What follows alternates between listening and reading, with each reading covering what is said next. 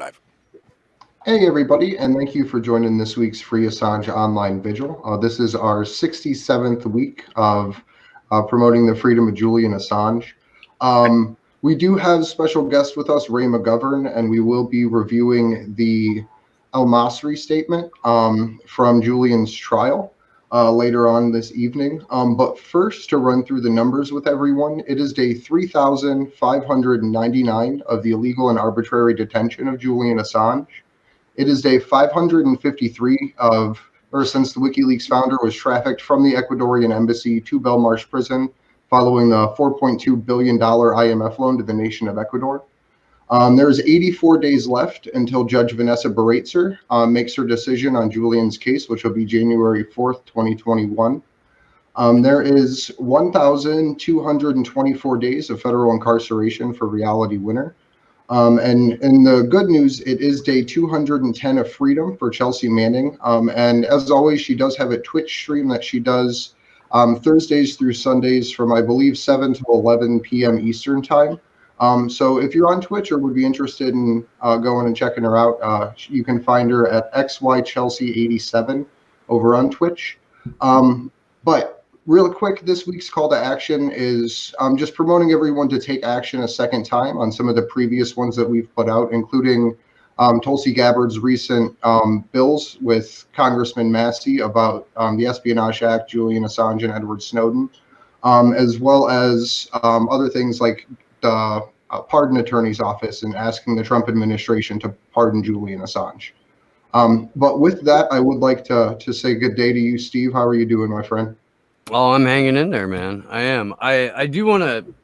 I'm going to take a second here real quick because we read numbers off at the beginning of every vigil, and I just want people to realize the scope of that, of how long 3,600 days are. Like, that's just shy of 10 years, and that's how long Julian Assange has been illegally and arbitrarily detained. If you want a neat thought experiment, go back in your minds to where you were 3,600 days ago and to what the world was like 3,600 days ago. And think about everything that you've done and everything that you've seen in those 3,600 days, and then compare that to the dimensions of the rooms in the Ecuadorian embassy and a 7x9 cell in Belmarsh. And I just kind of reflect on that for a minute, if you would. You don't have to do it now because we have a show, but just when you have a moment, when you have some quiet time, if quiet time is a part of your life. It's not a part of my life. But yeah, I mean, it just we've been doing this now 67 consecutive weeks, and I occasionally will find myself like thinking about that and dwelling on it, but I don't know if I've ever mentioned it during a broadcast before, and I wanted to kind of put that out there. Misty, how you? I'm good. I think it's also important to put in perspective. Each of us is only gifted a certain number of days. And so if you think about, spending that many of your days isolated, alone, in pain, going through all of the things that he's going through, that's a significant portion of his life that he has given up. Really, that's been taken from him. But the sacrifice that he's made, and I don't know that people always think about those perspectives. So yeah, I'm glad you actually brought that up, because when you said that, I was just sitting here thinking back to where was I, and I'm like, holy crap, what have we? I mean, I've done so many things in those number of days, and to think about spending that amount of time in such a tiny spot is really, it's a lot to take in. So yeah, I'm glad you brought that perspective up, because I don't know that we've ever really talked about that. So with no further And you, please welcome back to the Free Assange Vigil, the I guess the head wizard in charge here. The founder of Beards for Assange and veteran intelligence professionals for sanity, Mr. Ray McGovern. How are you, sir? It's fantastic to see you again. I'm really glad to be back with you, and I'm very happy that Steve made that little human relationship to what's real. I've been in that embassy. I haven't been in Belmarsh. I hope not to end up there. But, I can imagine, well, I can't imagine. None of us can imagine how bad that is. And as I've said before, I think if it weren't for Gabriel and Max and Stella, I don't know if Julian would be hanging on so steadfastly as he is now. He has a lot to live for, and we have a lot to make sure that he does live in freedom. And I still hope, I still trust that this will come out in a way that will allow him to live a normal life after all the deprivations that he's been subjected to. One of the things that people sort of know, but not really, is that after Julian divulged the Afghan war logs and the Iraqi similar war logs, or email, we, Sam Adams Associates for Integrity and Intelligence, decided to give Julian our annual award. So the year was 2010. God, that's 10 years ago, huh? And we wrote a citation there, finishing up with "Long live the Fifth Estate." At the time, it seemed that the Fifth Estate, namely the internet, the web, had been constructed in such a way that it was beyond any government's control. Silly us. It's been pretty much infringed upon now, but still, the only hope we have, given the co-opting of the Fourth Estate and the mainstream media, it's the only way we can get the truth out, and it's the truth that will make Julian free, just like the rest of us. If I may, I'd like to read portions of the citation that we composed together with giving Julian Assange our, we call it our Oscar. Our Oscar is a corner brightener candlestick holder, shine light into dark places. Okay. Julian was our 10th awardee. Our first was Colleen Rowley of the FBI, and we're now nominating our 19th. So Julian was right in the middle. And we traditionally gave a citation with this gift, and this is the way Julian's read. It has some historical context. That's one reason why I think it would be a good idea. It seems altogether fitting and proper that this year's award be presented in London, where Edmund Burke coined the expression Fourth Estate, comparing the function of the press to that of the three houses then in Parliament. Burke said, quote, "In the reporters' gallery yonder, there sits a fourth estate, far more important than all of us." Whoa. Okay, so there are two houses in Commons. There's one in Lords. And what Burke is saying, and he was no small player here, look, the press, those people who sit yonder in the balcony, that's the fourth estate, and they are, quote, more important than we all. The year was 1787, the year the U.S. Constitution was adopted. The First Amendment, approved 4 years later, aimed at ensuring that the press would be free of government interference. That was then. With the Fourth Estate now on life support, this is 10 years ago, there's a high premium on the fledgling Fifth Estate, which uses the ether and is not susceptible of government or corporation control. Small wonder that governments with lots to hide feel very threatened. It has been said, ye shall know the truth, and the truth shall set you free. WikiLeaks is helping make that possible by publishing documents that do not lie.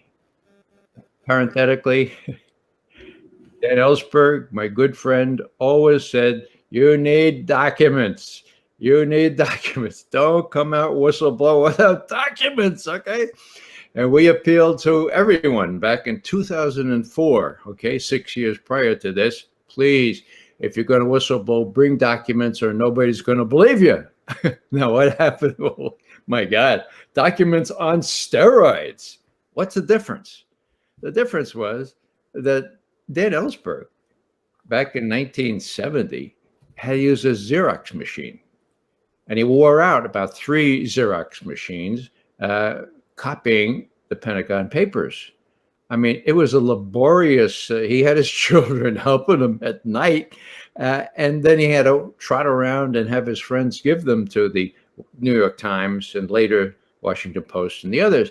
So the state of the art has improved to the point where not only are documents able to be out there into the ether and into somebody's inbox, but it can be done instantaneously. So Dan Ellsberg's fondest wish came true when Julian appeared on the scene and figured out how to do this. Now, his father very, very movingly says, you know, we sat around the kitchen table and he said, I got a good idea, Dad. And he explained this to me, make documentary evidence available to the public.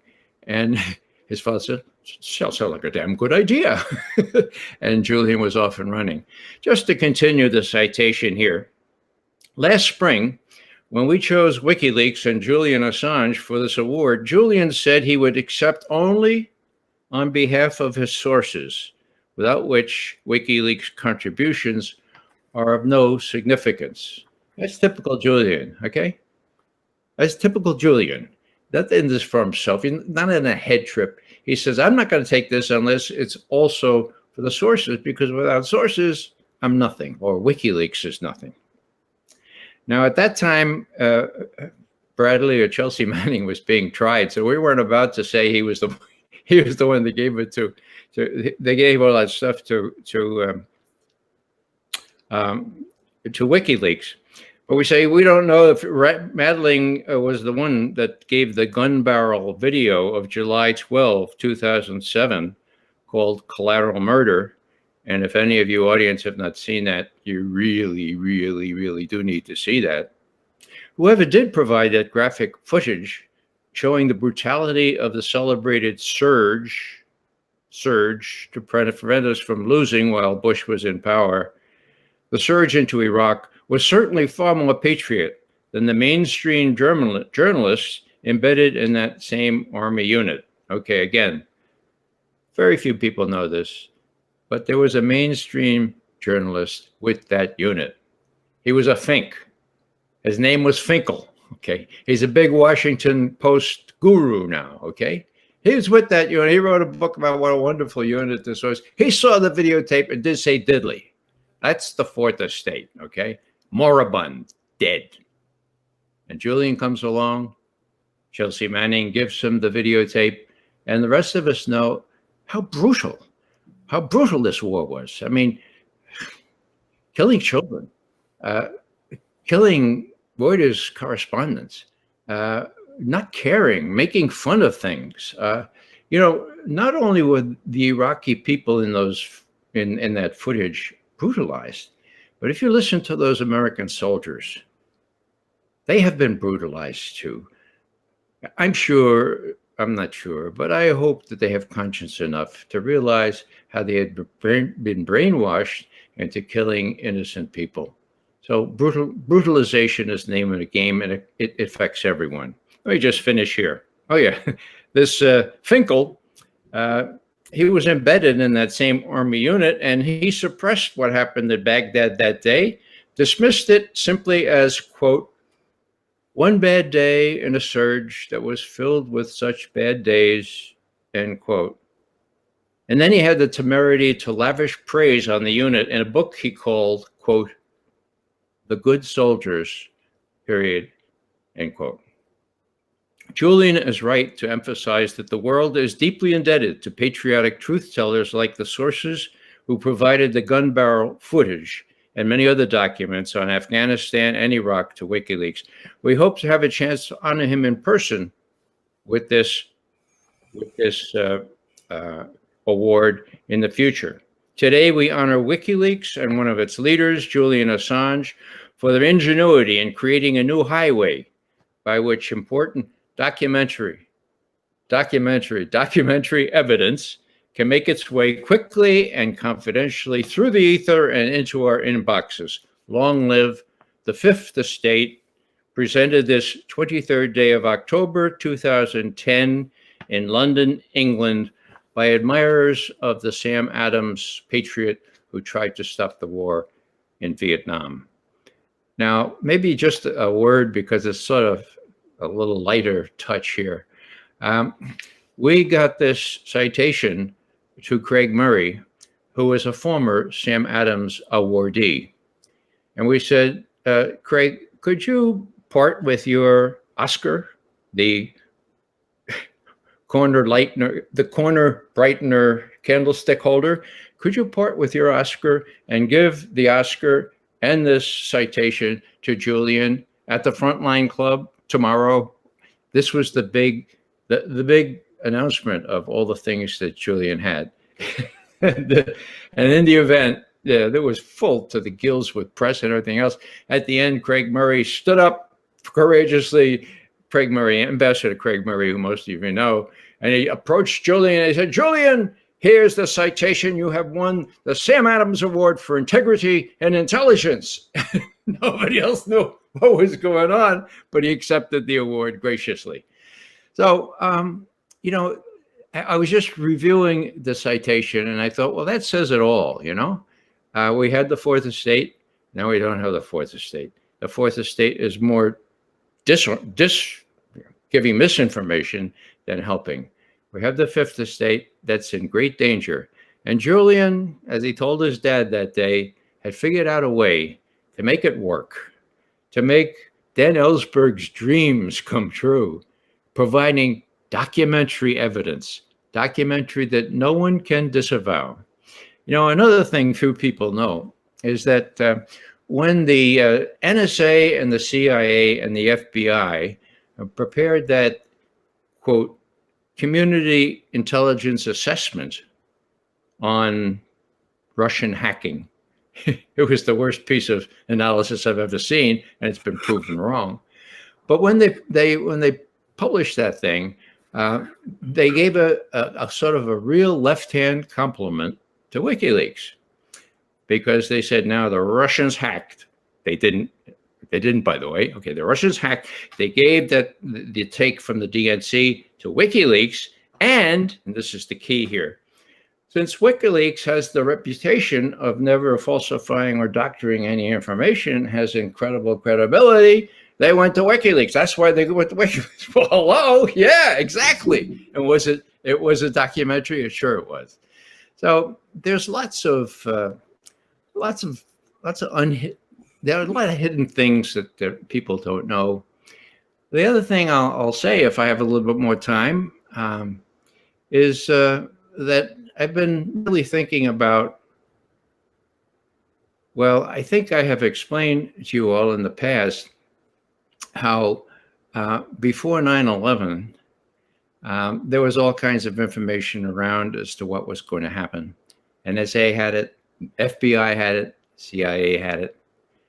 Now, we won't go into who dropped the ball or, how it happened that it wasn't prevented, but the idea is they had it, okay? Now, in these organizations, there has to be at least one or two people who have a conscience, right?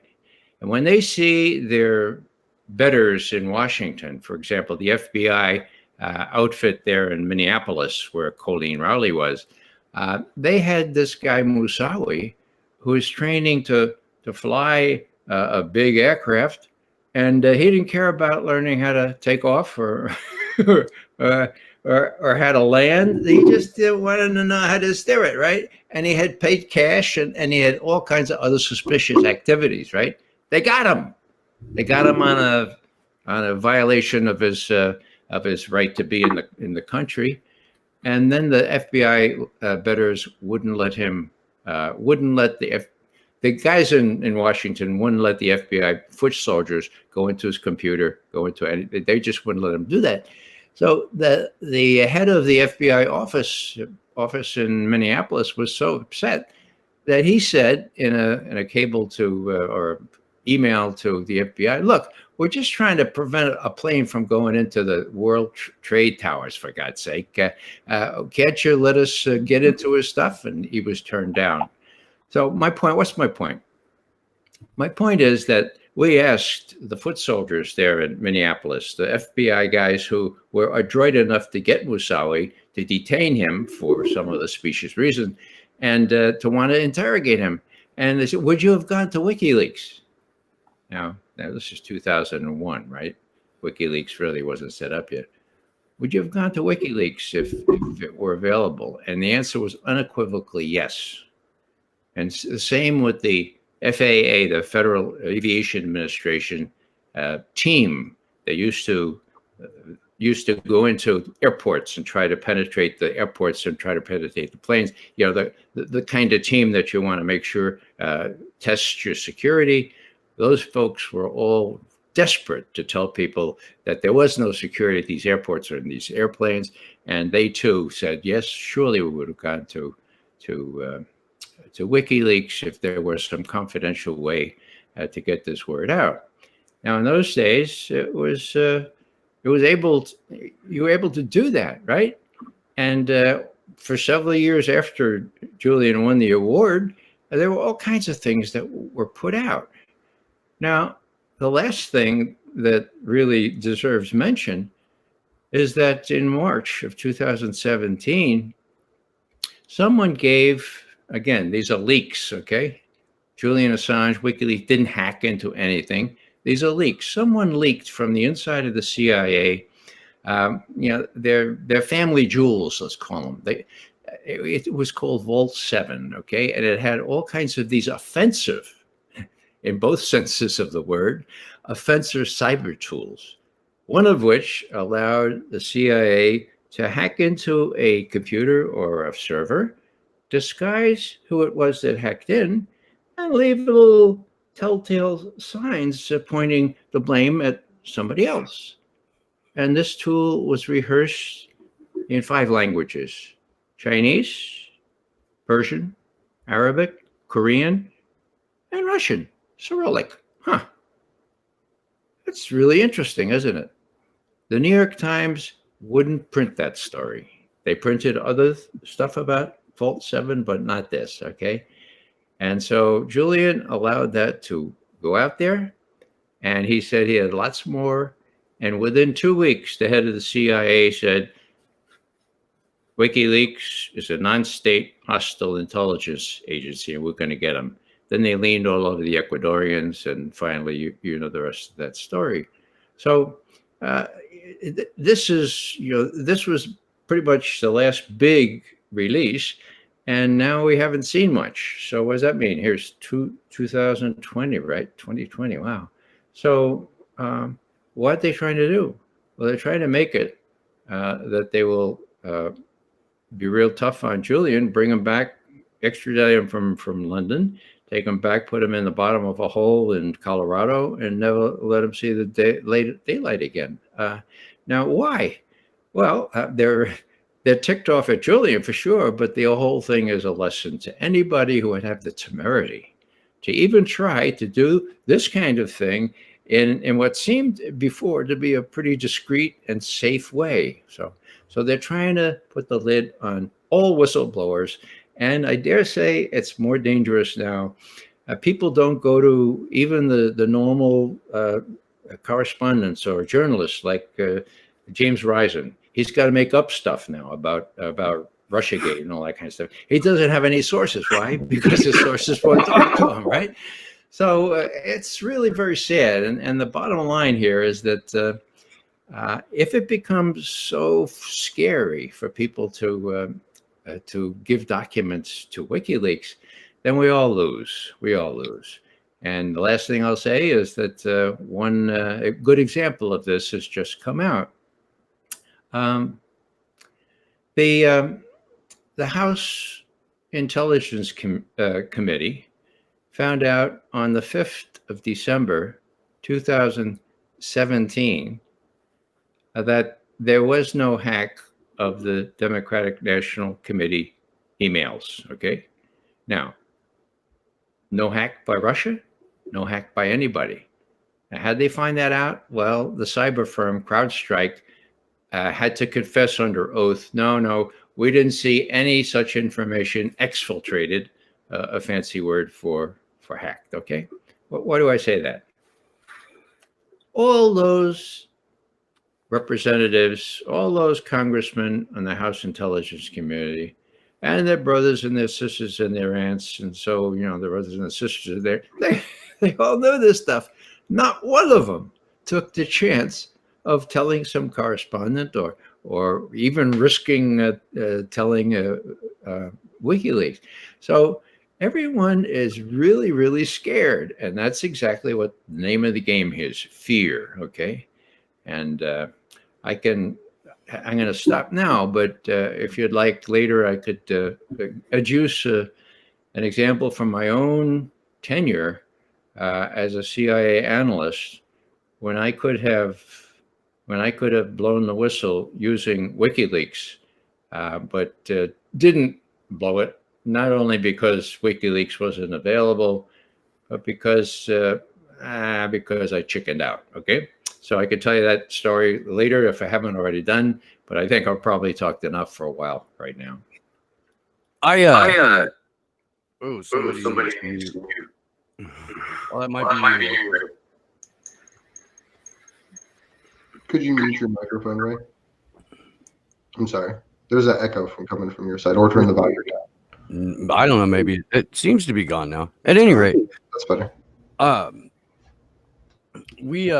We've seen exactly what we've all been predicting for, the last at least year or 3 or 5 happen already. We saw it happen with Craig Murray and his situation and the court case that he's going to have to face, and that wouldn't be possible without the broad, if not acceptance, then unawareness of what's happening to Julian Assange. And just yesterday, the BBC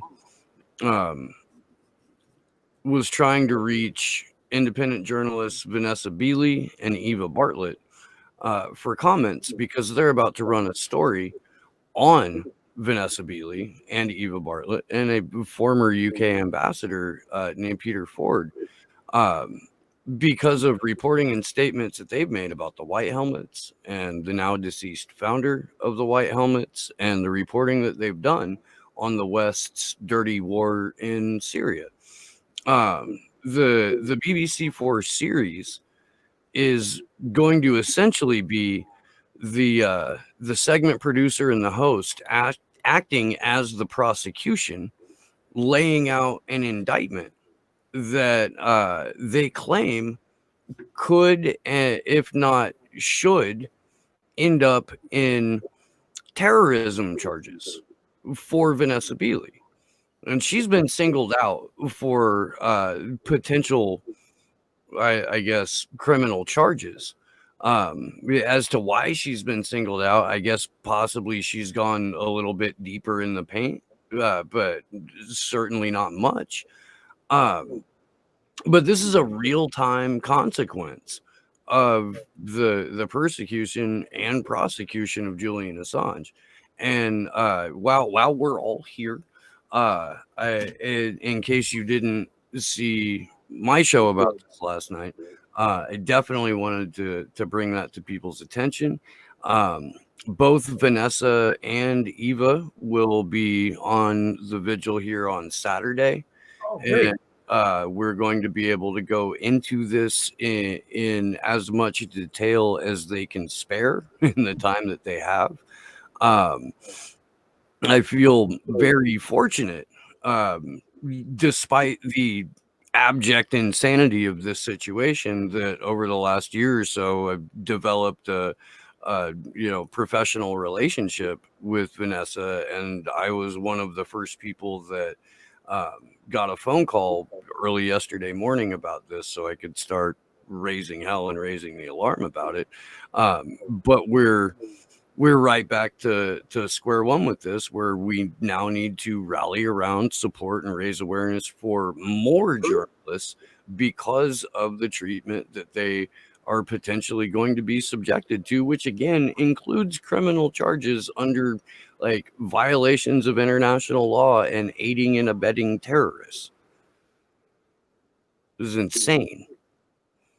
It is insane. I will say though that I am kind of glad. Yesterday, when the word started going around, you contacted, us as Action for Assange. Whitney Webb started DMing people and talking to them about it. I felt like there was a instantaneous reaction from those of us who are kind of in those circles of, supporting Assange and journalism, and that was really cool to see. I mean, I was joking about it yesterday when I tweeted at Whitney, and I was like, assemble the Avengers, because that's what it felt like. We were all DMing each other and planning things out and trying to work together on getting interviews done and coverage done and, streaming together and working together. And it was really kind of cool to see, how those of us who have kind of been off on our own little island of independent media that actually covers this stuff, we all really did band together and like we're working together as a team. So if there's any positive to that, I would say that has been, pretty interesting to witness. And I think that our little group has really gotten kind of strong, not just Action for Assange, but, like Congo Couch and Nico and, all these other independent journalists, Richard Medhurst, people who have also been covering the Assange stuff. I think we all realize now that we all knew it was important, but we all realize now that this is it. It's us.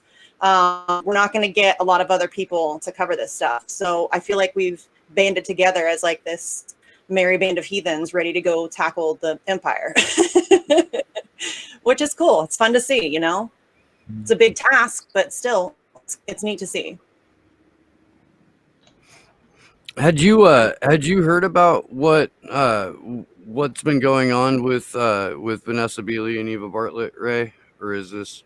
I had seen it on Twitter today, but just tweeted over it. I hadn't realized how serious it is. So I'm glad that you all are raising the alarm. I'm still I always ask what we can do, and that's precisely what you're doing. I wish there were more we could do. Certainly, there are some public interest legal people in London that can help them out.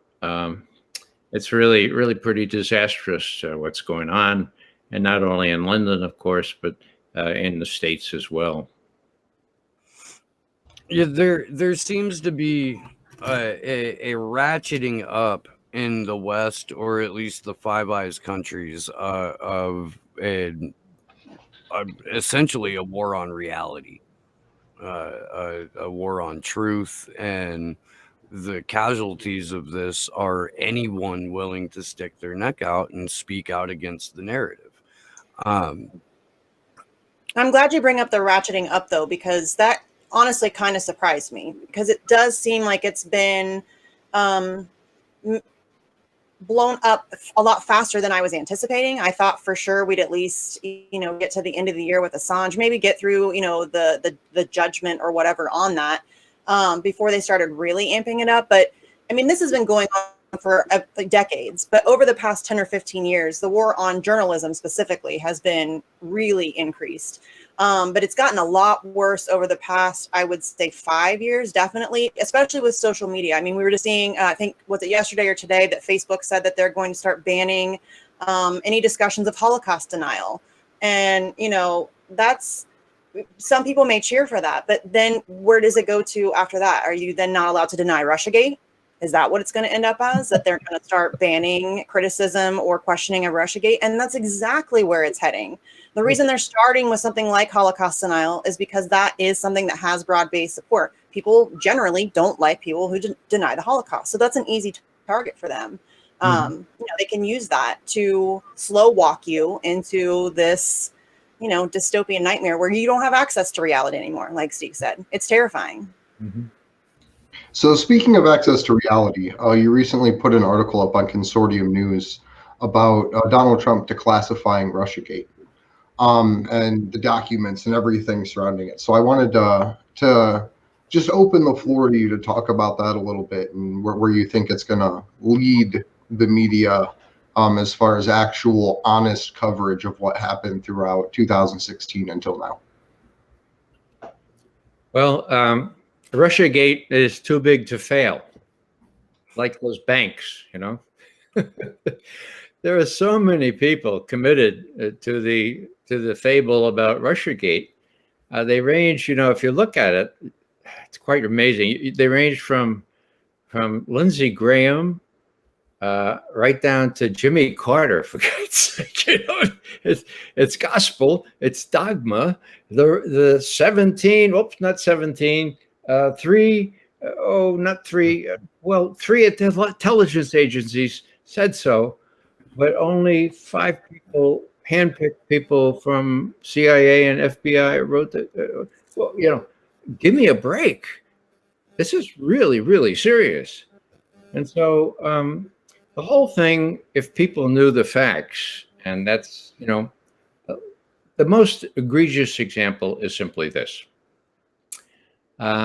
Devin Nunes, who is head of the Intelligence Committee in the House, had to sort of step aside and let his next Democrat run the meeting. But on the 5th of December 2017, the head of CrowdStrike testified under oath. And he was asked, do you know how the Russians, how they hacked into the DNC and gave those emails to WikiLeaks? Oh yeah, sure. Then his lawyer pulls him by the the shirt and says, well, we're not all that sure. And then, of course, Adam Schiff says, now, Mr. Henry, his name is Sean Henry, can you tell us the date when the Russians hacked into the DNC? And Henry said, talked to his lawyer, and he said, well, actually, we don't have any evidence of exfiltration from the DNC by Russia or by anybody else. Sometimes we have really good indications, really solid technical evidence of exfiltration, but we have no no concrete evidence of this now. Okay, now that was the cornerstone of RussiaGate when it all started out way back in early January 2017, right? And all of a sudden, poof, they don't have any evidence. Now, we had been challenging that for a long period of time, but we never thought we'd get the head of CrowdStrike, which was the firm that James Comey, in his innocence, deferred to look into the DNC computers. The FBI should have done their own work, of course. So, head of CrowdStrike says there was no Russian hack. Now, that was the 5th of December, 2017. The committee kept that secret until May 7th, 2020. Do the arithmetic. No whistleblowers, no leaks, no nothing between December 5, 2017 and May 7, 2020. Now, today is what, October 13 or so. So if my arithmetic is correct, last time I checked, it's been over 5 months since Adam Schiff was required to release the transcript of that hearing where Sean Henry admitted that he had no evidence. 5 months. Whoa. Now, is the New York Times going for the record here? I mean, you already had that hiatus between December 2017 and 2020. Now we have 2020 until, 5 more months. Hello, are we never going to be allowed to see that? Or for that matter, is the New York Times ever going to publish a story about this cyber tool that I mentioned before that allows the CIA to hack into any computer or server and disguise who hacked in and leave breadcrumbs, they say, telltale signs in various languages? No, because the Times is part of the system. Times is part of the media. And as you know, I'm fond of saying not only a military-industrial complex, but the military-industrial intelligence congressional media, all caps complex, because without the media, it wouldn't work, okay? The media was on the good side on Watergate. It worked. It really did work. Now it's on the side of the military-industrial congressional intelligence media, academia think tank complex. Mickey Mat rhymes with Mickey Mouse. Remember it, Mickey Mat. Okay, so the Times didn't print it. So in answer to the point you made, the American people are never going to know about this because we don't get into the media, and it's fact. It's every time I write and I refer to this, I include the link, the URL to the House released testimony of CrowdStrike head on December 5, 2015. So that's kind of a long story, but there's evidence par excellence that they can still sit on this stuff and not let it get out. And this is everybody's fault. The people in Congress are so afraid that the intelligence community will say, you released a secret. You released a secret and it endangered XYZ, okay? They're so afraid of that they're really intimidated more than most workers. And I have an example. Okay, Dick Durbin, who I used to think was a good guy, senator from Illinois. When all this business about weapons of mass destruction was being raised in Congress, the House, and the Senate, he admitted later on that, he knew there were no weapons of mass destruction. I mean, it was very clear, but it was classified. He couldn't tell anybody. As he put it, you go into this room and they swear you to secrecy and they don't let you take notes or take anything out of there. But it was all a hoax. It was BS. There were no weapons of mass destruction, but I couldn't tell anybody. Now, there's something wrong with that. Congressmen and representatives and senators have some kind of immunity where they can release these secrets on the House or Senate floor, but they're too afraid to do that. Which, the conclusion of all this is, who's running this country? Now, in answer to what Andrew just said, okay, so Trump says, all right, the jig's up. Ratcliffe, I want you to release total information on RussiaGate. No redactions. 3 exclamation points. Do it. That's his email. That was 5 days ago. Okay. Now, I wrote a piece that said Trump orders release of these documents without redactions. Period. So what? The security services can and do slow walk this stuff. They've been doing it for months and years. Okay. That's why, that's one reason why John Durham, is supposed to be investigating all this stuff. Well, he realized he only has half of what he needs. But as Trump says, you got enough, release it, indict somebody. What's the matter with you, Bill Barr, Attorney General? Why don't you just do it? Well, the answer is, we're not going to do it. And Trump said, well, why not? And they say, well, it's too risky. Because as Senator Schumer said on the 3rd of January, 2017, the intelligence community has 6 ways from Sunday to get you. And so, as Schumer put it, Trump has done a very dangerous thing, very silly, very, very dopey thing to challenge the intelligence community. Wait a second. Who's the president of the United States? Trump is. Why hasn't he acted like president? Because he too is afraid. and now he's making all these rhetorical flourishes.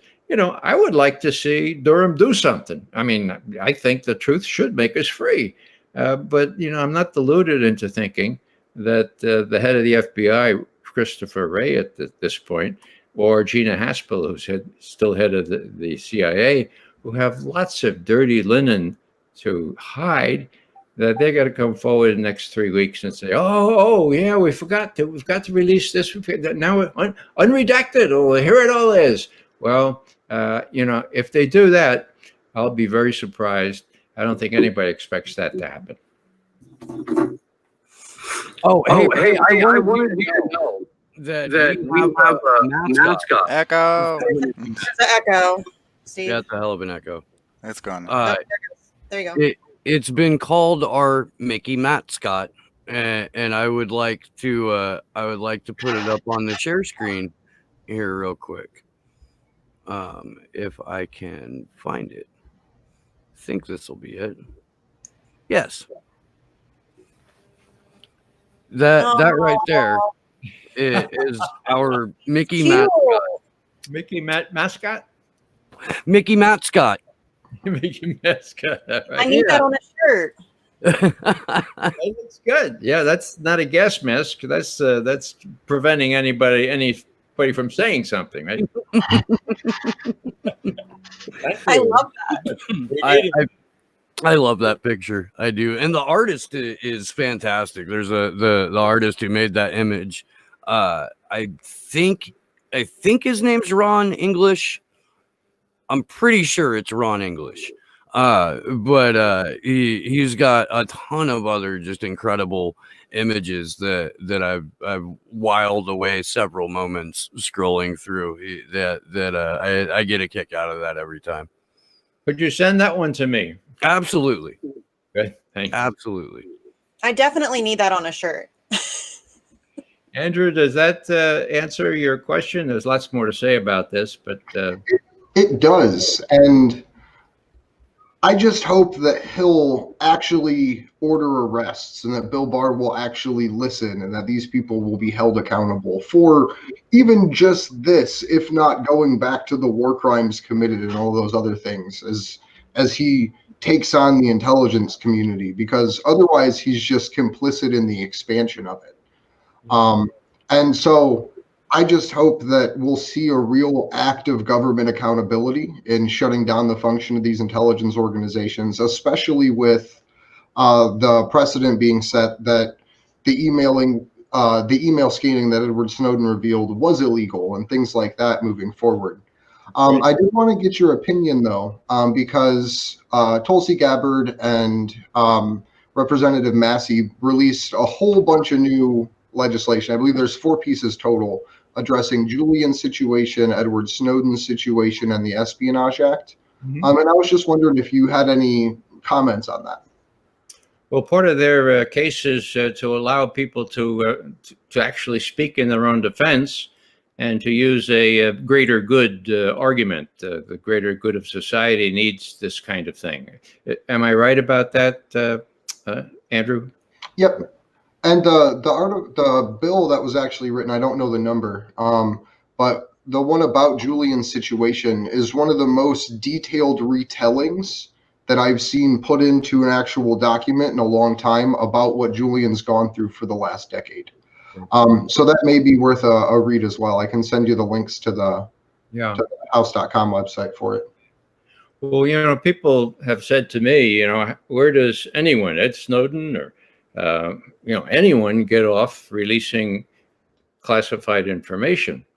And don't they swear an oath to keep this to keep it secret? And I say no.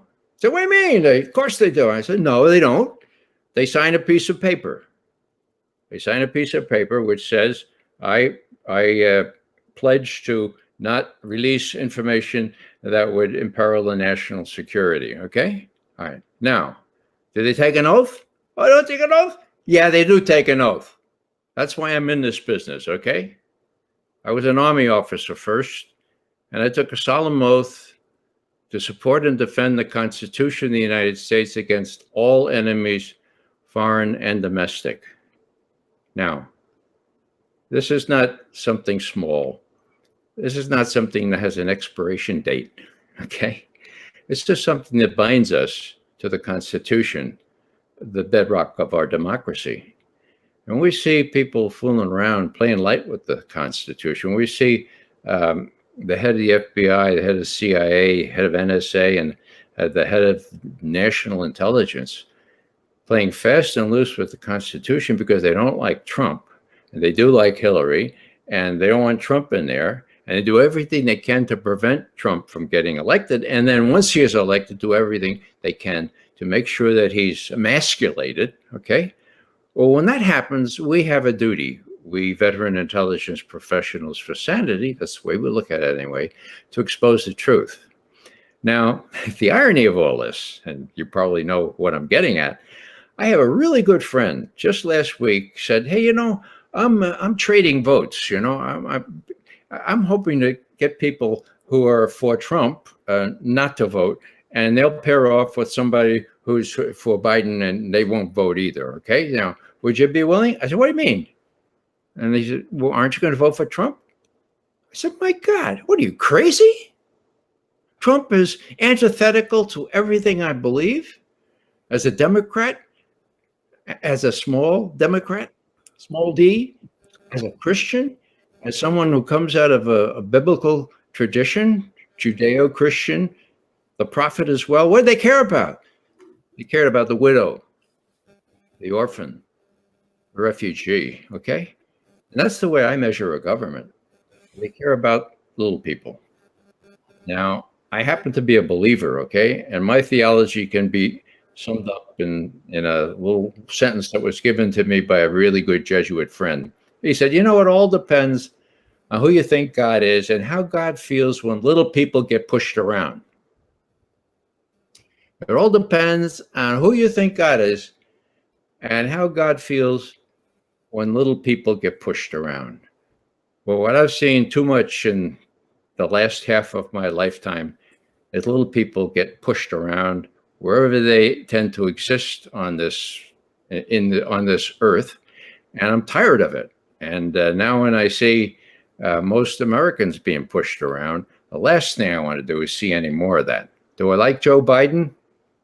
My God. Well, we talk about lesser evils.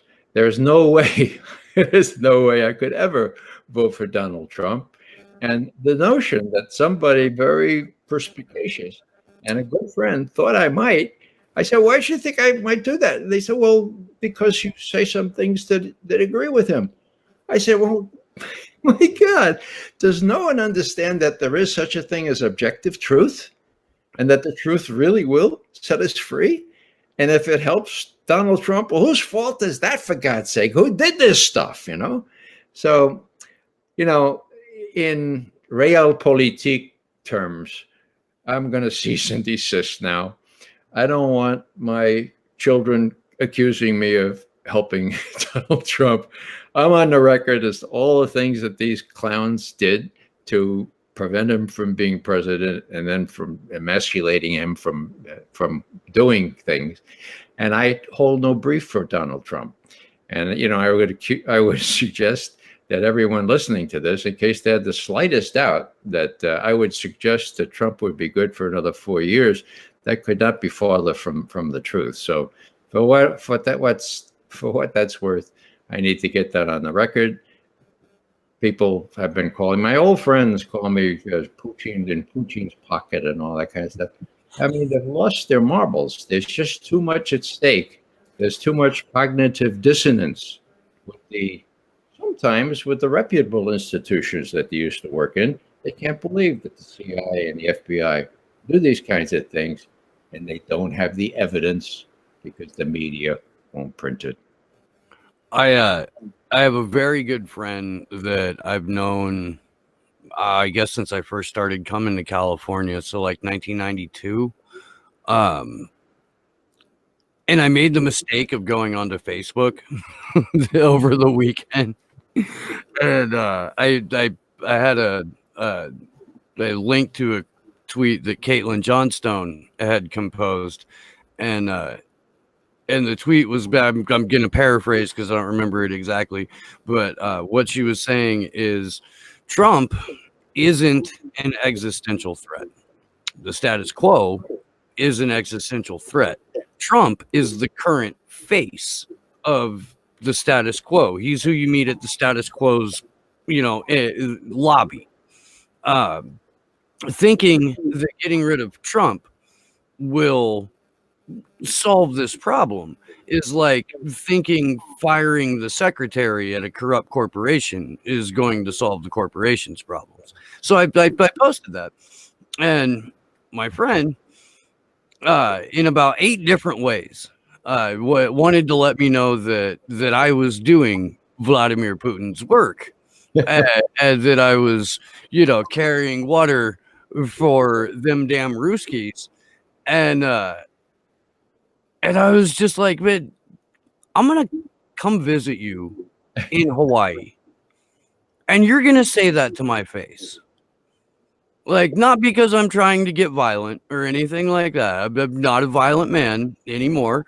And I just want to see if, like, person to person, you genuinely feel like this, or if this is you, trying to slap your dick on the internet. Like, I gotta know. I do. And then he starts talking about, like, oh, well, if you come to visit me in Hawaii, we could go here and we could hang out here and we could have this, and I know there's a great restaurant and blah, blah, blah, blah. And I'm like, yeah, that's what I fucking thought, dude. Come on. Like, why? Why would you let what the TV tells you rule how you act on the internet if you're not going to act like that in person? Why is he wanting to take you on a date if he thinks you're working for Vladimir Putin? Maybe he thinks that he can. His aunt and uncle in Hawaii are apparently really good friends with Rachel Maddow, and Maddow comes and visits his aunt and uncle when she goes to Hawaii. That explains so much. So what I'm thinking is that he's going to tell his aunt and uncle that I'm coming, and Maddow is going to call the CIA, or the FBI. And as soon as I touch ground in Hawaii, I'm gonna get black bagged. Listen, Lord Putin is very powerful, Steve. He is very powerful. We had a super chat from the Combo Couch come in, and it's a question for Ray. They said, amazing show. Thank you, Ray McGovern, for your knowledge. What possible avenues can be used to have these intelligence agencies be held accountable? That's a really tough question. The law says that the intelligence committees in the House and Senate are supposed to monitor these activities and are supposed to be given enough information from these agencies to be able to effectively supervise them. Now, they're called the oversight committees. And when they were first set up after the hearings there in the mid-70s, they really were, the oversight, they look over the stuff, and now they've become the oversight committees, which is the synonym for overlook committees, and they're too afraid to ask the questions. Now, picture this. One of my last pieces showed that when this warrant was gotten for Carter Page, right? The FBI used incomplete and deceptive information to warrant the warrant, so to speak, which approved it. And everybody thinks, oh, gosh, that was awful. Carter Page, he's being monitored, surveilled, and wiretapped and all. But that ain't it, folks. This surveillance is a 2-hop deal. Now, let me explain, okay? You approve surveillance, wiretapping, everything else wiretapping. That's the old, electronic surveillance on Carter Page, and then 1 hop, whoever he is in touch with. Oh, now let's say he calls the White House. Let's say he talks to the president. Then you can monitor everything that contact has, everything the president is communicating. And not only that, but if the president calls somebody else, Well, that's the second hop. Now, let's say the president Googles something. That second hop entitles the NSA or the FBI access to the 1.5 billion people who have internet capabilities in this world. In other words, a good slice of the rest of the world. So, surveilling Carter Page seems like a kind of discreet thing. Oh, too bad, Carter. So it's not done. It was done bad. But what you're talking about is the laws that were approved by Barack Obama, okay? And his approval caused great rejoicing at the National Security Agency, and I know this for a fact. Why? Because it allowed and encouraged two-hop surveillance. Carter Page, everybody that Carter Page is in touch with, and then everybody that they're in touch with. And so it could be limitless if an institution like Google was included in just one of those hops. So what am I saying? I'm saying that the Congress people all know, well, they all know, most of them know this. And so there's incredible blackmail potential for them. And they know how the thing is run. And they know that when James Comey, on the 6th of January, 2017, when he met with President-elect Trump and said, now, Mr. Trump, we have this memo which says that Putin really helped you become president next week. But we also have this, dossier. It's scurrilous, and it's, we can't prove it, but it says that you've been cavorting with prostitutes in Moscow. And we just want to let you know that we have it. And actually, we know the press has it. And so it might come out, but just so you know, Mr. President, just so you know. Now, that's J. Edgar Hoover on steroids. Every incoming president, every president-elect is subjected to that by J. Edgar Hoover and his successors. Just so you know, Mr. President, just so you know, we have this. Now, what did Trump do?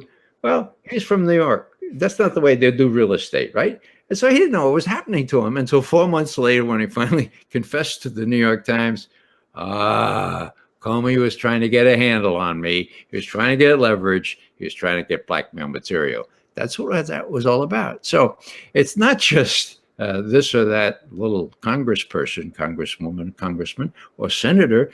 It's everybody. It includes the President of the United States. And that's why they're so leery about crossing the intelligence community.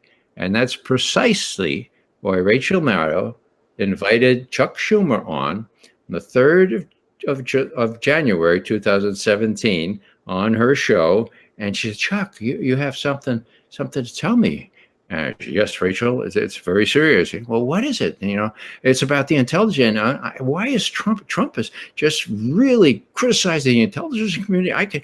And Schumer says, yes, Rachel, it's very foolish. I thought he was a pretty smart businessman, but he's done something very foolish indeed. He doesn't know, apparently, that the intelligence community has 6 ways from Sunday to get at you, and they're going to do it. It's very, very okay. Now, that's the 3rd of January. What happened on the 5th of January? On the 5th of January, Obama got together all his intelligence guys and some of the staffers and said, okay, now what are we going to do about this community assessment? And what are we going to do about Flynn? And what are we going to do about the Steele dossier? And Obama blessed how the FBI and the Justice Department would proceed on that. And so it's Obama's responsibility in the first instance to give the green light to this kind of activity. And, just to show how much courage Obama has, 2 days before he left, he got up at a press conference and said, Russia hacking, well, the community, intelligence community says they've decided that Russian hacking was really a problem. But I have to tell you that we don't know how the Russian hacking got to WikiLeaks. Our conclusions on that are inconclusive. So despite the intelligence community briefing that he got on the 5th, he felt he had to protect his derriere by saying the intelligence community's conclusions on this incredibly important matter, namely how these Russian hacks, which we know didn't happen now, got the WikiLeaks, were inconclusive. Inconclusive conclusions, says Obama, and then he waltzes into the sunset. Well, that's not courage. He didn't have the guts himself to face down these guys. And Brennan always had a hold on Obama, and I have 6 ways from Sunday to show that. So, Ray, I always appreciate having you on and having you join us. We're about to get into the El Masri statement that came out during Julian's trial, but I do want to give you a chance to give some final thoughts and let people know where to find you and your website. Oh, and expect an email from me probably this evening with the Mickey Matt Scott. That would be helpful. Yeah. Well, I just like to, my website, before I forget to say it, is raymcgovern.com. Not very hard to remember. Ray McGovern, no space or anything, .com. Let me very briefly, in case there are people watching this who have access to major crimes or things like plans for war. Let's say somebody in the Pentagon now who is privy to planning for some dust up with Russia or with Iran or with Venezuela before the election. It's time to take advantage of whatever possibility there is to get that information out, even though there's great risk attended to that. I didn't do that when I knew stuff about Vietnam that could have been published, because in those days, the New York Times really would publish these things. So in summary, if you took an oath to support and defend the Constitution of the United States against all enemies, foreign and domestic, then that is what ethicists call a supervening value, okay? Supervening, meaning if you signed a piece of paper saying you wouldn't divulge classified information, well, that's okay. That's important. Do we lightly do that? No, we don't lightly do that. But are there supervening values here? There sure as hell are, okay? And it's your oath to the Constitution that should control, okay? So do us a favor. Show us a little courage. You have incredible examples to follow.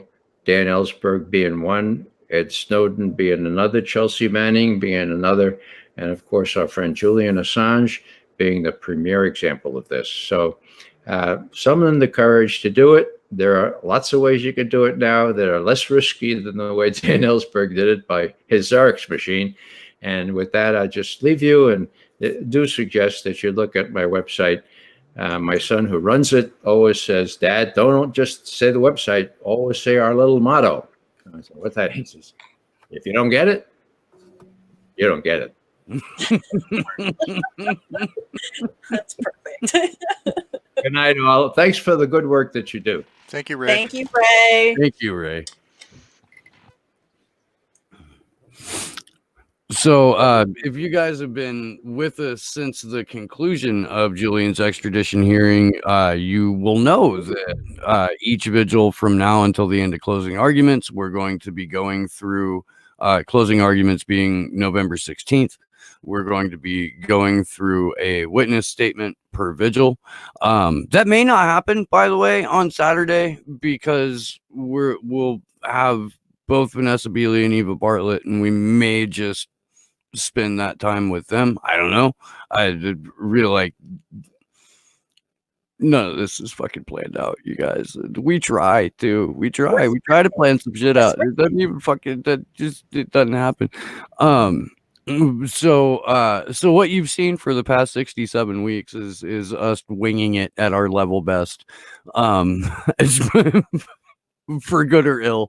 That's what it is. So I'm almost 100% positive that all necessary links for this are in the description right now. Tarek Haddad, our friend and friend of the show, has a section on his website called the Archives. There you can find every submitted witness statement in the September hearing. You can also find the skeleton arguments for both the prosecution and the defense. It is a massive collection of information, and Tarek is just provided all of us with an incredible resource in that. So TarekHaddad.com, HADDAD. Tarek is TAREQ. And yeah, just peruse those if you get bored. Oh my god, you can kill your boredom really easily with that. So without any more delay, Yeah, that really is an amazing resource. And if you guys want to hop on Twitter and thank him for doing that, it's a huge undertaking to compile all of that and make sure that it gets in. And when he put it out, he even apologized for it taking too long. And I'm like, are you kidding? Like, this is amazing. It's a wealth of information. And considering he originally had 2 weeks worth of statements that were published, or that he did publish, and then after the third week, that kind of like broke most of us. He waited until after the fourth week was finished before he went back to it, because I mean, really, honestly, none of us really wanted to discuss any of that. It was incredibly heavy and pretty fucking miserable. Well, and even putting in the effort while you're trying to cover the case and you have to hear all of these things in court, and I'm sure that's a lot to handle. And just, I mean, being exhausted. I mean, the people who were covering that case, it was a lot of hard work. I mean, kudos to all of them. So tonight's... I was going to say, are we going to pull up the statement first, or were we going to pull up the articles first? The two articles that I pulled from, the Craig Murray one gives like a very good kind of summary of the treatment that Al-Masri went through. And then the Shadowproof article is more of how this testimony can be used by Julian's defense. Yeah. So those are the two articles I chose to kind of go through. But either... worth going through the articles first, because it really frames it, and then going into what happened in court with the censorship and then the statement itself. All right, which one first? The consortium news piece, Craig Murray consortium.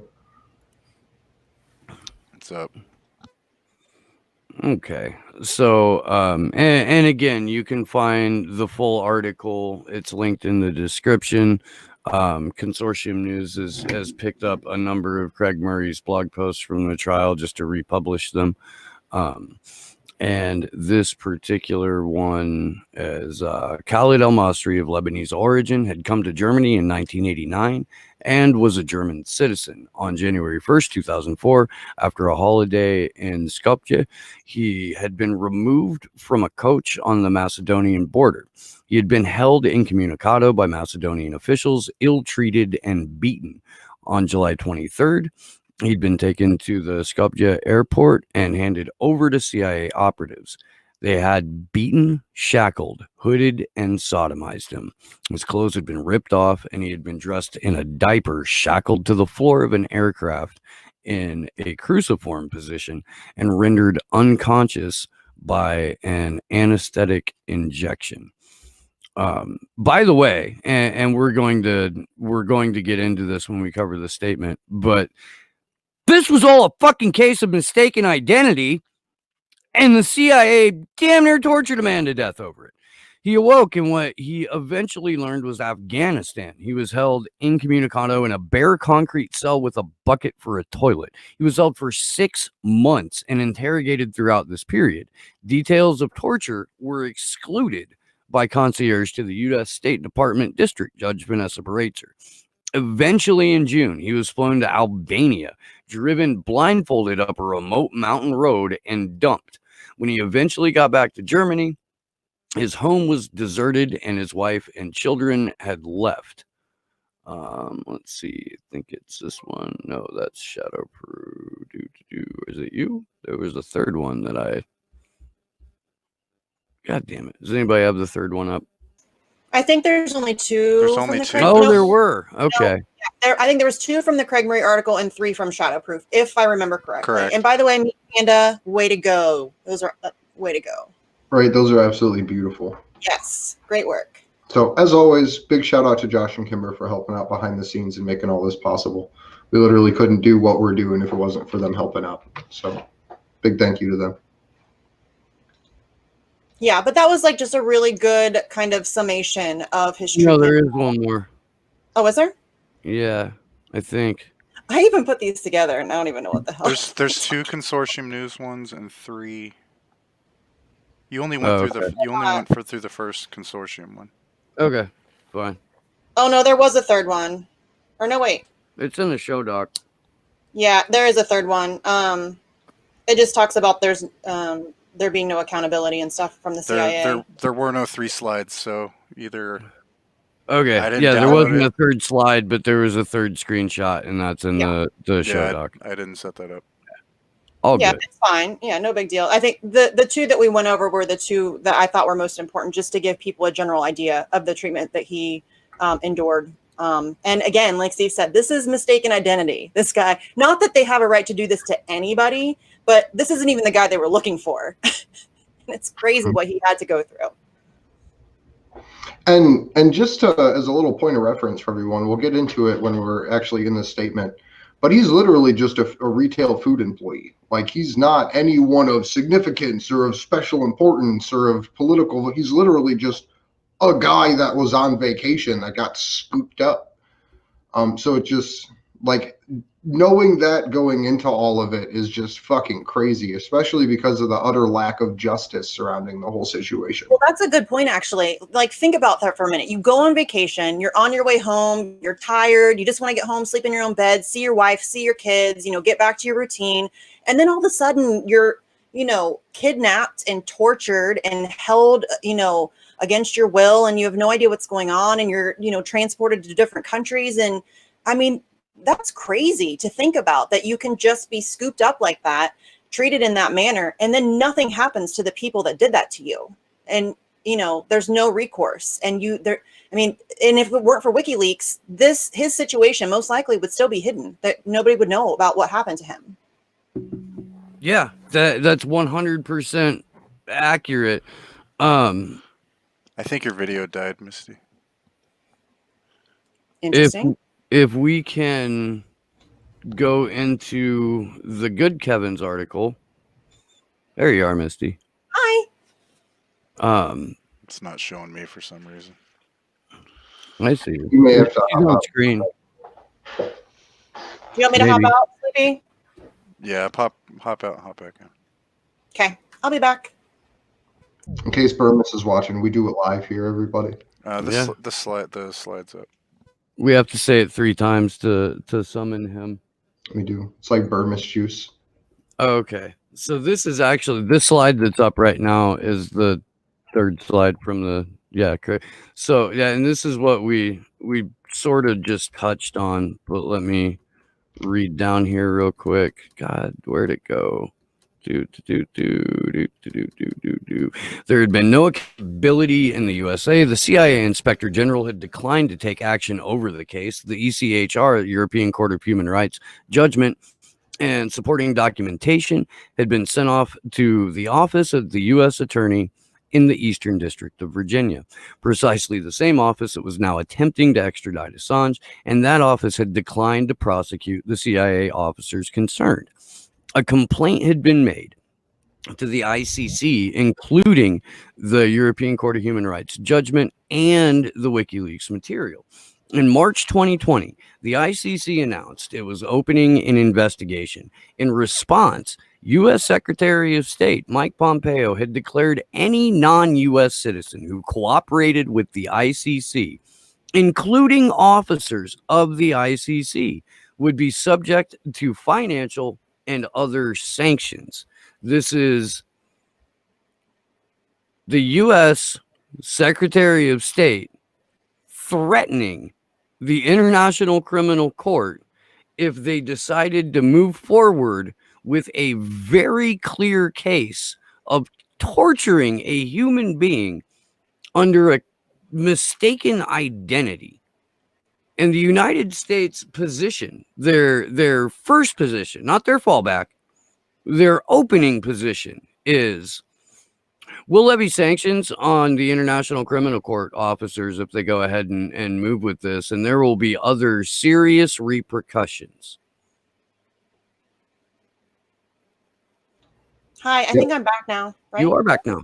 Okay. You're back. Your camera is working. Yay. I'm But better yeah. when I'm not frozen. Pompeo literally going as far as to say that he'll go after the families of International Criminal Court members for their relatives investigating U.S. war crimes, specifically the al-Masri event. Yeah. That's what the Secretary of State does in the land of the free. Home of the brave. All right, I've got the shadowproof one up. Home of the brave. We're going to go after your wife and kids because we're the home of the brave. It's what the brave do. Go after women and children. It's in the Bible. So again, the link to the shadowproof article should be in the description. I don't know if I have the right slide up or not. I think it's the first one.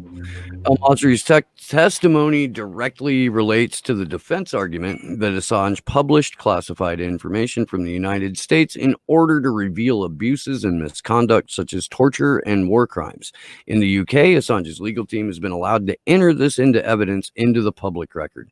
However, during a potential trial in the US, it will likely be excluded as irrelevant because the Espionage Act does not allow a public interest defense. Imagine proof of torture and war crimes being dismissed as irrelevant because in that particular courtroom, the public has no right to know that torture and war crimes take place.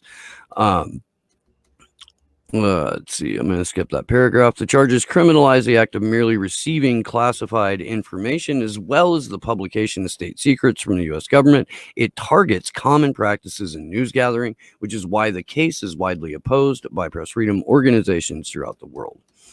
And then this jumps into John Getz's testimony. Which, and by the way, John Getz from Der Spiegel testified the exact same day that Khalid al-Masri was supposed to testify. So on September 16th, John Getz, a German journalist who worked for Der Spiegel from 2010 to 2011, provided a statement to the court to help reinforce al-Masri's testimony.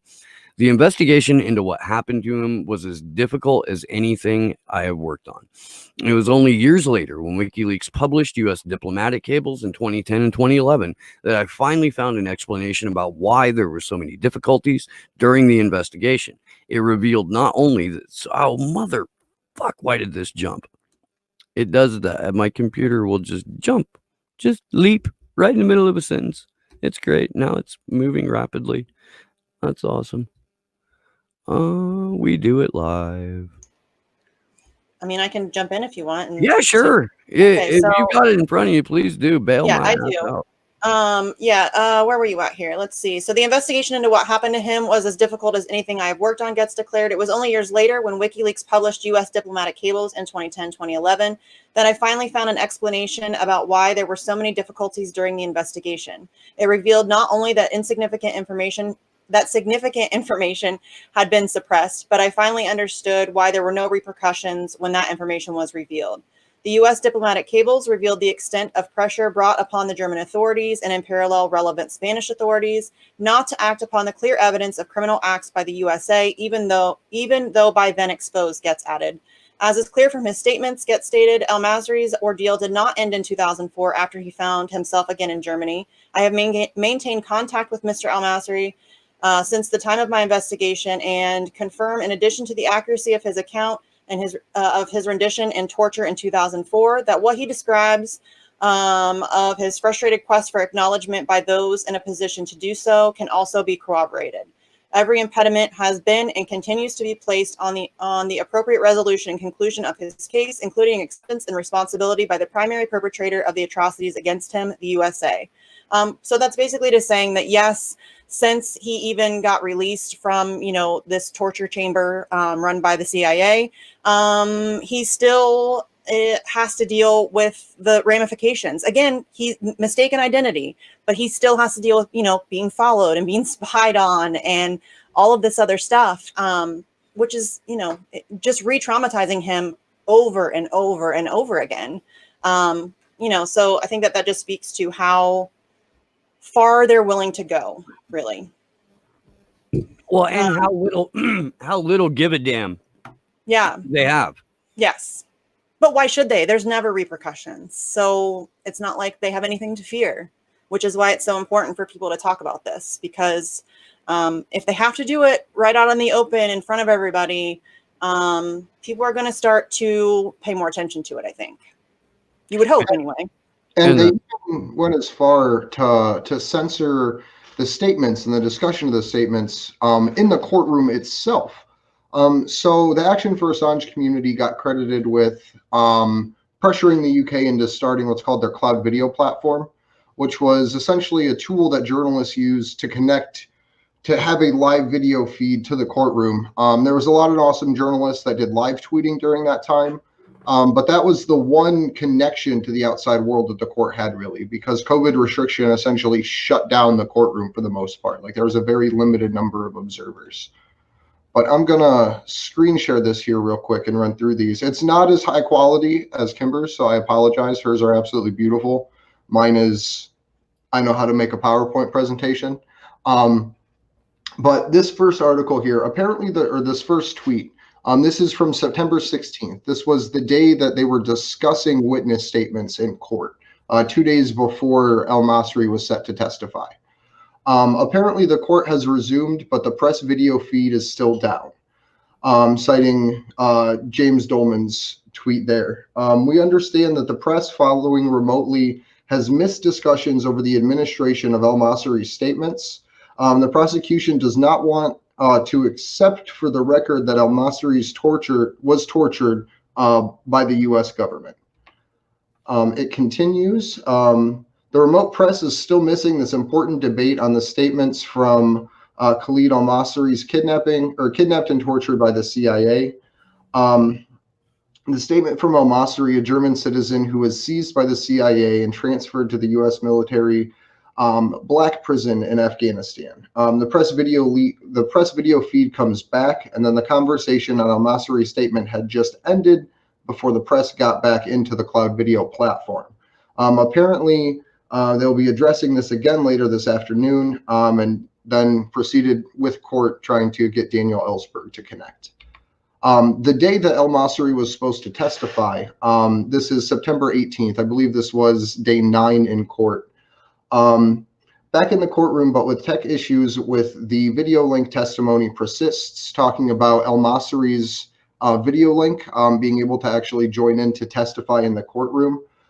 Summers says it would be nice if they could use Zoom or Teams. The court's own video system is much more difficult to use. The prosecution says they will have very little cross-examination of El Masri. They don't object to his testifying, but they don't want to stipulate that he was tortured and rendered by the U.S. government. Talking about the defense and prosecution can agree on regard to the El Masri statement, particularly objecting to the claims that the U.S. government placed pressure on the German government regarding the arrest warrant of El Masri for his kidnapping and torture. The defense just wants the judge to acknowledge that this is what the WikiLeaks cables revealed, not necessarily whether this is what happened or not, although this is what the Strasbourg court has acknowledged. The judge says, I don't think there is a dispute that is what was in the cables. The prosecution says, we do not agree that that's what the Strasbourg court said. And this is where Julian actually speaks up in courtroom, I believe, for the third time. He says, I will not allow the second time. Julian speaks from the dock saying, I will not allow censor a torture victim statement to this court. I am trying to convey those instructions clearly. I will not accept that. The judge again tells Julian to be quiet. It appears that they provided the gist of El-Masri's statements rather than having him testify live. The interpreter had been in the courtroom and she has been dismissed. Defense lawyer Mark Summers begins talking about El-Masri's statements, stops, says he's being instructed to stop, and the court is put on a brief recess. So that was what was happening in court while they were trying to actually discuss his testimony and get El-Masri connected. And then Julian literally had to go as far as to say, I will not allow a torture victim to be censored, risking literally getting thrown out of courtroom in and of itself if Vanessa Vereitzer had followed through with what she was threatening to do in the first place. Something I find really interesting is that they had technical difficulties with other witnesses, and rather than, just, jump into reading a statement rather than let them testify, they figured out the tech issues and came back to that witness. So it's very interesting to me that the one guy that they're like, oh, we have tech issues, so we're just going to read this statement, is the torture victim. Yeah. Yeah. Yeah. Very interesting. That's real convenient. Right? I'm sure that's convenient. just a coincidence. After there was a huge point of contention about him testifying in the first place and what the prosecution wouldn't allow. And Joe Laurie is right, though. There's no way we would have heard any of this had it taken place in a U.S. courtroom. Absolutely not. Yeah, absolutely not. He's absolutely right about that. But so in a way, I'm kind of glad this happened in London, in Belmarsh, because had he just been shoved into a U.S. court, this would have never come to light at all. And again, we would have never even known what happened to El-Masri without WikiLeaks. You don't need to screen share anymore, Andrew. You can't see part of the content. No, okay. But we do have screenshots in the show doc that are from Khalid El-Masri's statement, and as soon as it loads back up, I will be happy to go through them, or maybe Misty can if they're in front of her. I can. I'm getting there. Oh, hold on. I went too far. I'm a little scroll happy. Whoa. Whoa, I really went way too far down. The hell? Come here, you fuck. It's a race now. It's a contest. Right? Ha! Okay, so no, I got it. I got it. You can go. Go. Ready, set, go. He says, I'm a German citizen. At the end of 2003, I was traveling through Europe on a bus at the Macedonian border. I was kidnapped, first detained without reason, held incommunicado, and severely ill-treated for 23 days. As mild. Until the 23rd January 2004. I was handcuffed and blindfolded at the Skopje airport, handed to a CIA rendition team who physically overwhelmed me, cutting off all my clothes except my blindfold. Motherfuck it skipped. I make this statement in these proceedings because the WikiLeaks publications were relied on by the European court in obtaining the redress I received. And if it will... There we go.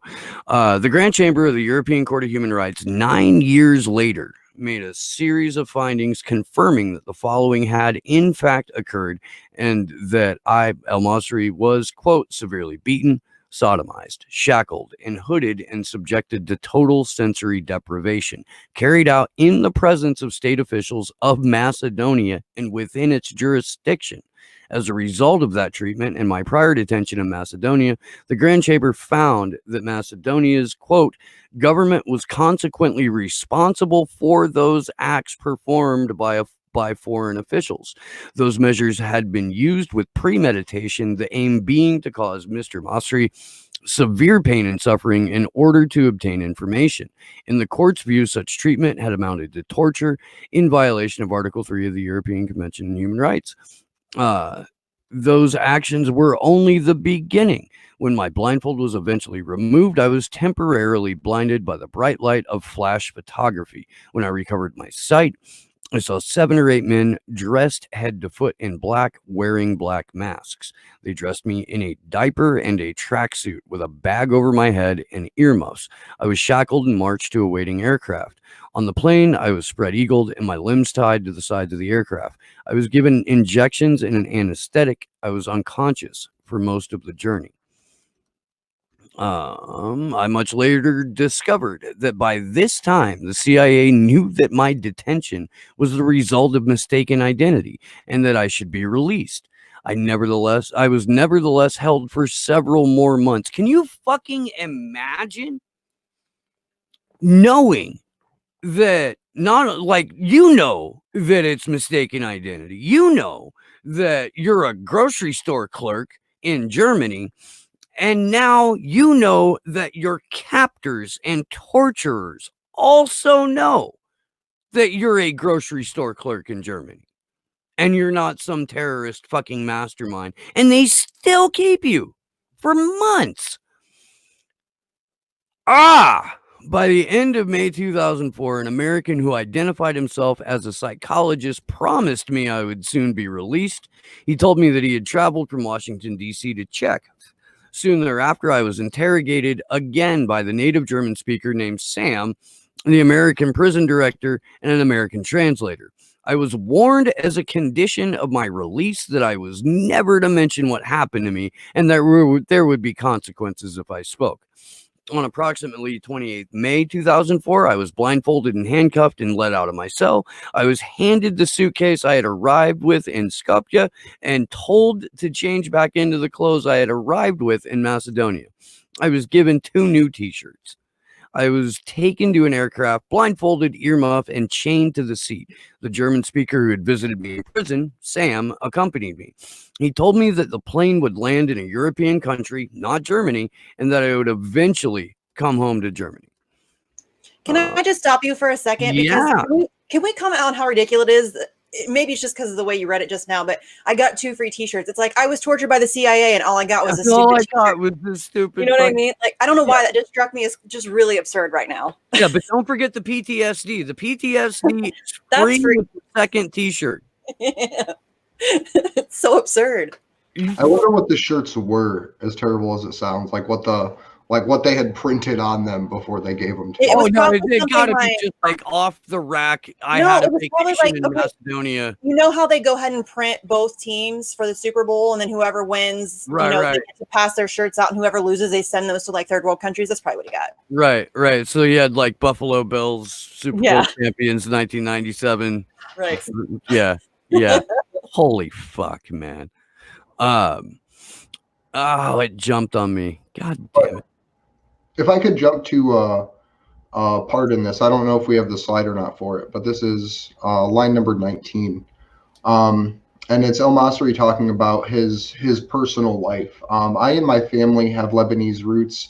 I've lived in Germany at times, the events of 2003 and 2004 for effectively all my adult life, almost 20 years. I was a man of exemplary character. The traumatic experience that followed my return to Germany intensified and left me unable to understand how and why I was treated in the ways that followed. Disbelieved, humiliated, and subjected to forms of oppressive behavior. When in 2010 and 11, WikiLeaks published the U.S. diplomatic cables, it became clear what pressures had taken place beyond Macedonia's collusion with the United States. The Deputy Chief Mission of Germany in February 2007 warned the German Deputy Secretary, Ralph Nickel, in terms that the issuance of international arrest warrants would have a negative impact on our binary relationship. He reminded Nickel of the repercussions of the U.S.-Italian binary relationship in the wake of a similar move by the Italian authorities the year before. And that is part of the evidence packet that he submitted, was that particular WikiLeaks file. So it's gonna be slightly redundant, but moving to the next section, and I believe this is the second to the last.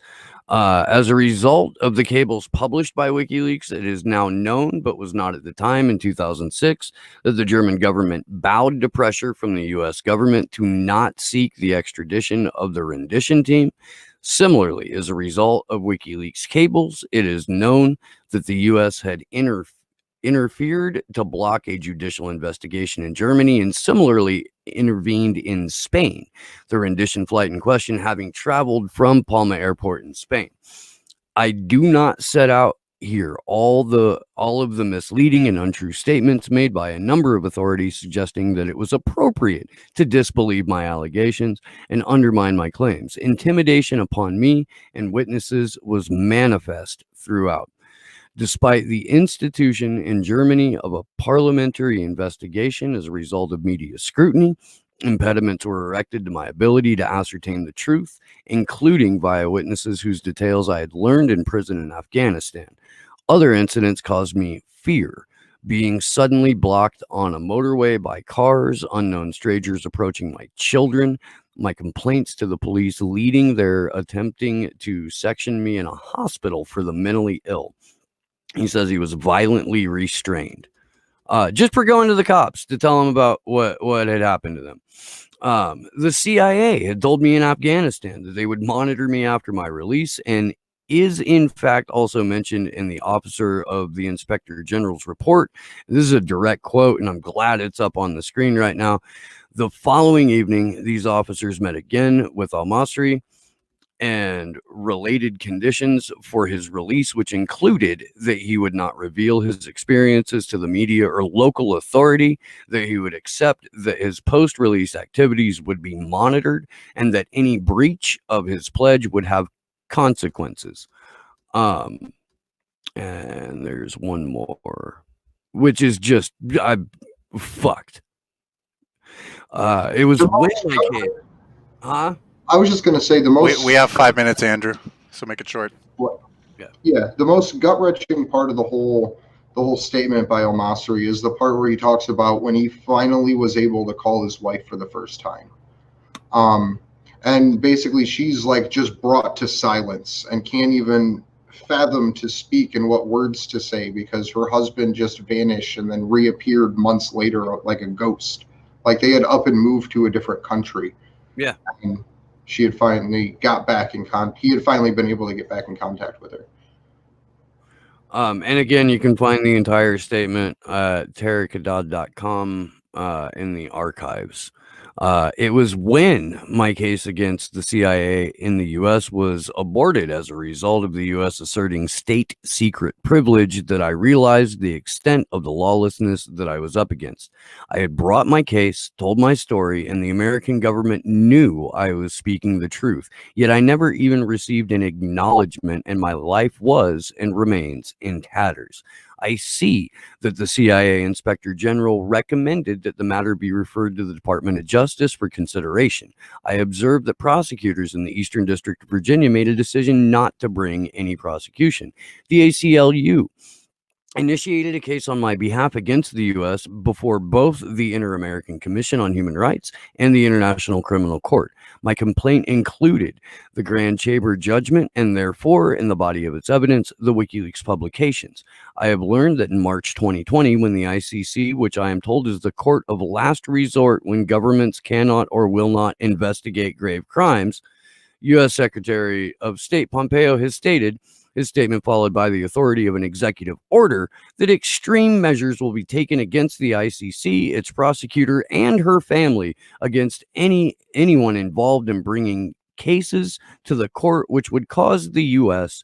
to be the subject of the investigation.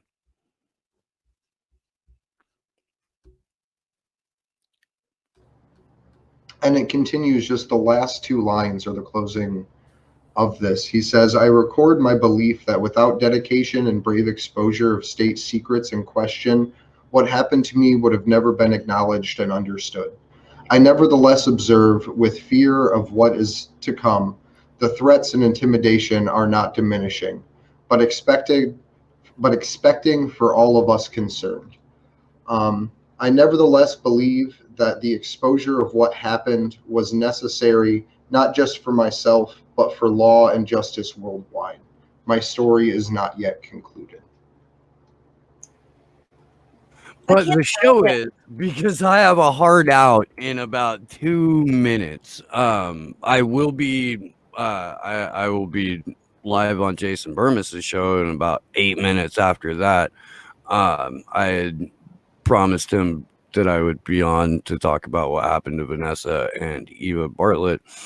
And my day got fucking sideways. So this is when that's gonna happen. So Cool. we're Want me to close? about to wrap. Let's just close it up. Yeah. I would like to thank everybody for joining us. I'd like to thank Ray McGovern for hopping on, Sleepy Josh and Kimber for all the help behind the scenes. You can find us on Twitter at action_4Assange or action4Assange on YouTube. Our calls to action are in the description down below. Thank you guys. Yeah. You can find me on Twitter at Sarcasm Stardust. I have another show called Facts on the Ground with my friend Jesse, if you guys want to check that out. And definitely go check out Steve on Jason Burmis to learn more about what's happening to Vanessa Beeley, because this does not stop with Julian Assange.